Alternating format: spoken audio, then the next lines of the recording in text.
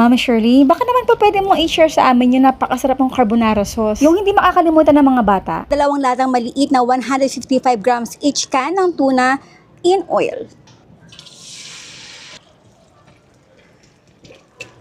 Ayaw kasi ng mga bata kapag especially mga pasta, ayaw nila na may mga nangunguya mga onion at garlic. Sukat na 230 grams. Natanggal ko na rin yung pinaka-liquid dito. Paminta. Asukal, mga 2 teaspoon. So ito ay kailangan natin tuin ng mga 2 to 3 minutes. Ating evaporated milk, isang lata na may 360 ml. Ating all-purpose creamer, 250 ml. Mushroom sauce. Lahati lang muna.